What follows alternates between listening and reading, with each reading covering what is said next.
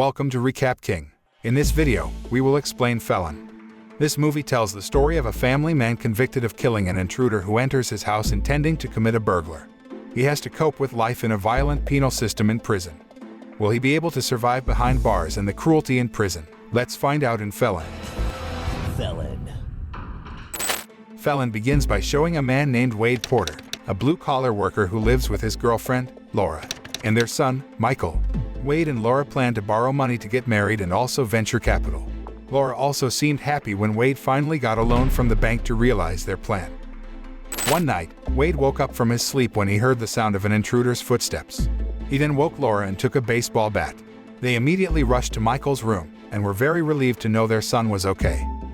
Wade asks Laura to look after Michael while looking for the intruder in the house. While looking in the kitchen, he was suddenly attacked by the intruder who then fled out of the house. He immediately chased the man out of the house and hit him in the head with a baseball bat, accidentally killing the man in his yard. Wade then felt guilty for taking someone's life, even by accident. Not long after, the police arrived at the scene, where a police officer thought that Wade had made a mistake by attacking the man outside his house so that his actions could not be considered as self-defense, especially after it was discovered that the intruder did not take anything after running away from his house. Wade and Laura tried to develop a defense, but the police still arrested Wade. Because it was proven that he attacked an unarmed intruder after leaving the house, Wade was arrested and charged with murder. On his first day in prison, Wade had a problem with a black prisoner named Tinto who felt offended and humiliated because Wade looked at him, even though he just stared at the man without any particular intent. While in the detention cell, Wade was seen sharing a holding cell with several large men, who immediately intimidated him because he was a new prisoner. The next day, Laura visits Wade in prison and tells him that their son keeps asking about him. Laura then said she would find a good lawyer to free him from prison. Wade was then approached by a woman who would become his public defender, who said that she would at least be sentenced to a few years in prison and fined as much as $1 million. Wade revealed that he did not have that kind of money, but his public defender said that she would do her best to exonerate him of all charges.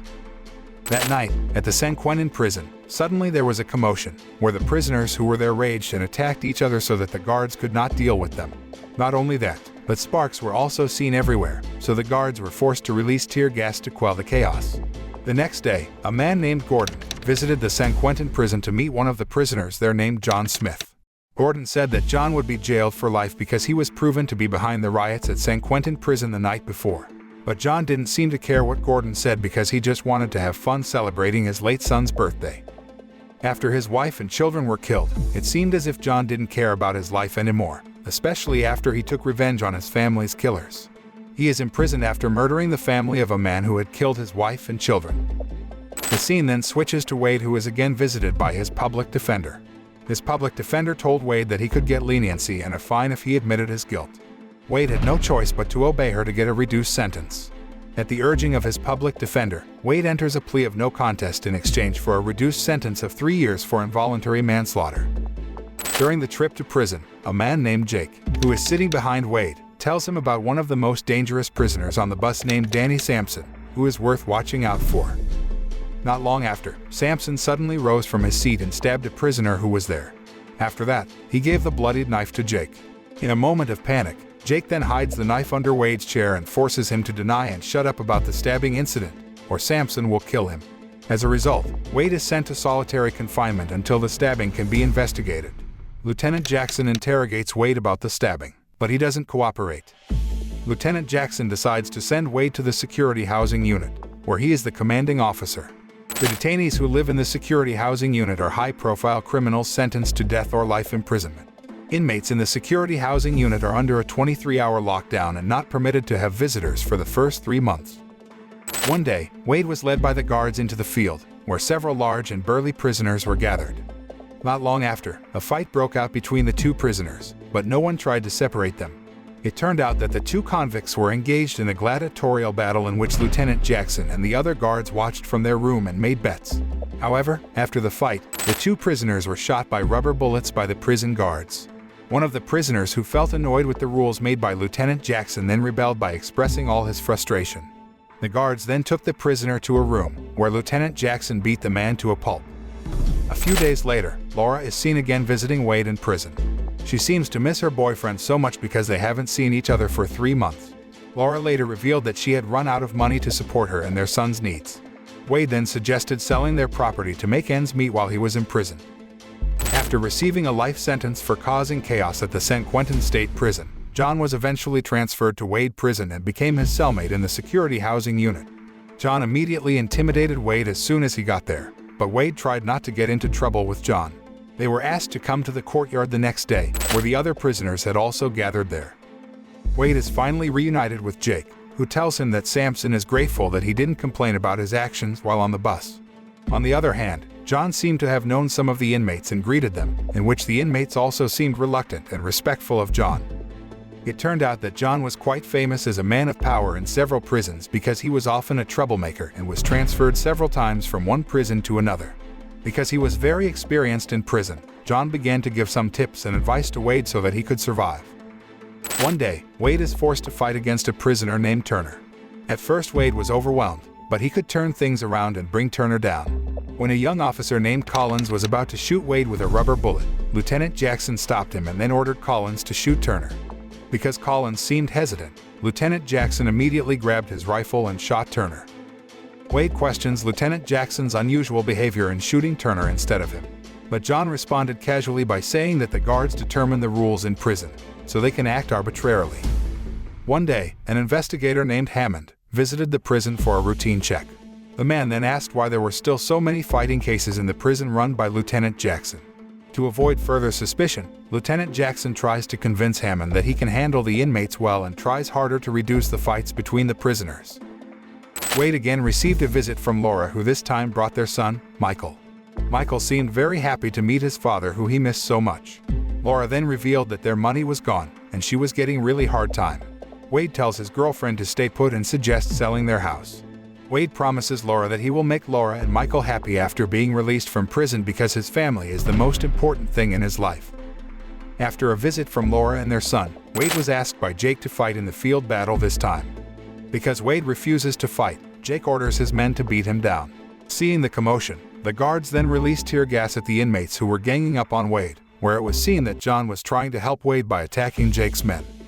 After the chaos, John scolded Wade for being careless and disobeying Jake's words, who turned out to be a gangster, just like Samson. The scene then switches and shows Laura sorting through documents because she intends to sell her house to make ends meet and live with her mother for a while. One day, Wade is called to meet Samson on the field, where Jake is also there. Jake then complained to Samson that Wade had dared to disobey his orders, becoming very upset about it. Unexpectedly, Samson then ordered his henchmen to kill Jake. After that, he offered to Wade to join his group. When he returned to the detention cell, Wade asked John for advice on whether he should accept Samson's offer or reject it. John suggests that Wade accept Samson's offer because he is a gangster who is quite influential in this prison. The next day, Lieutenant Jackson and Sergeant Roberts watched their children's baseball game on the sidelines. On that occasion, Roberts expressed his concern to Lieutenant Jackson that they would be fired for their frequent acts of abuse and torture of detainees. Roberts also suggested that Lieutenant Jackson start following the rules in prison and stop torturing prisoners. But Lieutenant Jackson still insisted that he would continue to follow his rules in prison because he was very sure that his actions would never be caught. One night, Wade asks John about his reasons for keeping his family's killers alive. John then replied that he deliberately kept the killers alive and killed their families so that he could feel what it was like to live after losing all the people they loved in this world. Laura returns to visit Wade in prison. She burst into tears when she told Wade that she could no longer live in poverty and had to struggle alone to provide for their son's needs. She left just like that, leaving Wade in a rage. While gathering in the field with other prisoners, Wade was suddenly attacked by one of the prisoners who had just entered. Because Wade did not serve the prisoner, Lieutenant Jackson became annoyed and shot him. Lieutenant Jackson again asks Wade about Samson's stabbing incident, but Wade kept his mouth shut and told Lieutenant Jackson that he couldn't say anything because Samson threatened him. After Wade refused to identify Samson as the killer on the bus, Lieutenant Jackson gave false testimony that Wade was part of the murder, resulting in Wade getting an additional 3 years to his existing sentence. At the encouragement of her mother, Laura breaks off the relationship with Wade through a letter. Broken and enraged, Wade resorts to fighting the prisoners. John tried to advise him not to darken his eyes and vent his anger recklessly, but Wade didn't care anymore because he had lost all hope after Laura decided to leave him. The next day, Gordon is seen visiting John in prison, where John finally asks his friend to stop visiting him as it would be a waste of time. The scene then switches and shows Laura packing things with the help of her mother. When she was about to move Wade's belongings, Michael suddenly appeared and asked his mother why his father's belongings were left like that. Laura tried to explain to her son that they would no longer live with Wade. Michael seems devastated after hearing his mother's words because he loves Wade so much and wants his father to stay with him. Realizing that Michael loves Wade very much and cannot live without him, Laura returns to visit Wade in prison and says that she will wait for him until he is released for Michael's sake. Wade seemed very happy to hear Laura's words because he really loved Laura and their son and hoped to be back with them. Wade immediately told John the good news when he returned to his cell. After talking to John, Wade devises a plan to reveal the truth about the violence in prison and possibly get him released. John and Wade began to come up with a plan. First, Wade asks Lieutenant Jackson to let him fight a new inmate who has just been transferred to the security housing unit, who is none other than Tinto. Wade argued that he wanted revenge because Tinto had bullied him. Lieutenant Jackson allows Wade to fight Tinto, but on one condition: fight to the death.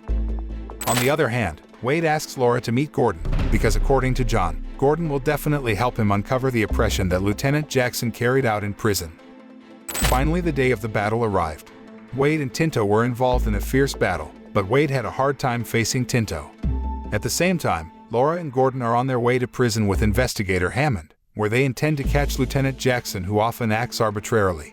John seemed to be ready with his homemade weapon stored behind his glasses on the sidelines. After a while, Wade can finally turn things around and incapacitate Tinto, but he refuses to kill Tinto after defeating him, so Lieutenant Jackson is very upset. When Lieutenant Jackson was about to shoot Wade, unexpectedly, John stepped in to protect Wade, as did all the inmates. Lieutenant Jackson almost wanted to shoot all the prisoners, but Roberts tried to calm him down and warned him not to act recklessly because the consequences would be dire. Lieutenant Jackson then ordered that the prisoners be put back in their cells. When John and Wade had entered their cell, suddenly one of the guards came and led them back to the field. Lieutenant Jackson then steps into the field and prepares to kill Wade. But before that, Roberts chose not to be there when Lieutenant Jackson killed Wade because he didn't want to be involved. On the other hand, Collins secretly reactivated the surveillance cameras so that Lieutenant Jackson's oppression of the prisoners could be known through CCTV camera footage. When Lieutenant Jackson was about to kill Wade, John immediately acted quickly by slitting his throat. But another yard officer then shoots John, who dies from his wounds. Collins then pressed the emergency button, so the other guards rushed to the field. At the same time, Laura and Gordon arrive with Investigator Hammond. With the help of Gordon and Laura, Investigator Hammond was able to uncover acts of corruption and oppression by Lieutenant Jackson, and Wade's additional sentence is commuted. Wade is released after 15 months in prison, and he is finally reunited with Laura and Michael. The film ends. The moral message of this film is not to be afraid to fight against the oppression that is happening around us, especially if authorized officials carry it out. In addition, throughout the film, it is shown how people struggle and prioritize the safety and welfare of their families because family is the most important thing.